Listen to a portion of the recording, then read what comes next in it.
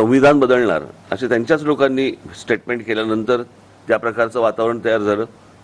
त्याच्यामुळे या देशातल्या जवळपास एक गठ्ठा दलित समाजाने, बांधवांनी, भगिनींनी, त्यांनी सगळ्यांनी मोदी आणि शहांच्या विरोधात मतदान केलं. ते anti Modi anti Shah voting होतं. ते काही उद्धव ठाकरे आणि शरद पवारांच्या प्रेमाखातर झालेलं मतदान नव्हतं. त्याच्यामुळे ती जी वाफ होती ती वाफ लोकसभेला निघाली. आता विधानसभेची जी निवडणूक आहे, या विधानसभेच्या निवडणुकीला गेल्या 5 वर्षामध्ये या लोकांनी जे राजकारण केलं महाराष्ट्रात, ज्याला आपण गलिच्छ राजकारण म्हणू, ते राजकारण लोक विसरलेले नाहीयेत, विसरणारही नाहीत. ज्याला आपण मतदारांशी प्रतारणा करणं म्हणतो आपण, ती प्रतारणा या महाराष्ट्रामध्ये झाली. आणि ज्या प्रकारचा चिखल महाराष्ट्रामध्ये झाला तो मला नाही वाटत यापूर्वी कधी गेल्या 50-60 वर्षामध्ये महाराष्ट्रातल्या मतदारांनी कधी बघितला असेल किंवा विचार केला असेल की आपल्या महाराष्ट्रामध्ये अशा प्रकारची गोष्ट होऊ शकते. आणि त्याच्यामुळे मतदार ही गोष्ट विसरलेली नाहीयेत आणि त्या गोष्टींचा राग ते येणाऱ्या विधानसभेच्या निवडणुकीला निश्चित काढतील.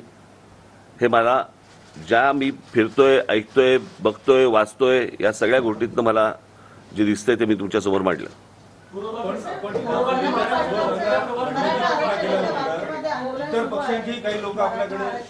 मला माहिती तुम्हाला काय पाहिजे, हा आपण नंतर येऊ त्याच्यावर. निश्चित जातीयवाद. पहिली गोष्ट म्हणजे फोडाफोडीचं राजकारण, कळलं का?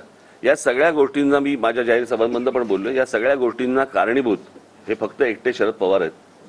कारण या शरद पवारांनी या गोष्टींची सुरुवात महाराष्ट्रामध्ये केली.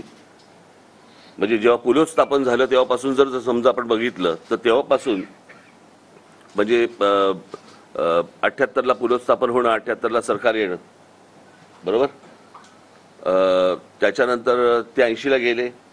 पुन्हा आल्यानंतर त्यांनी 91ला शिवसेनेचे आमदार फोडले, छगन भुजबळ वगैरे. पुन्हा फोडाफोडीचं राजकारण केलं. त्याच्यानंतर परत मग मला असं वाटतं पुढचं कोण होतं, अनेक अशी लोक जे फोडत गेले. मग गणेश नाईक फोडले, मग नारायण राणे गेले. या सगळ्या गोष्टी, हे सगळं राजकारण शरद पवारांनी सुरू केलं महाराष्ट्रामध्ये. आणि त्याच्यानंतर जातीचं विष देखील त्यांनीच घालवलं.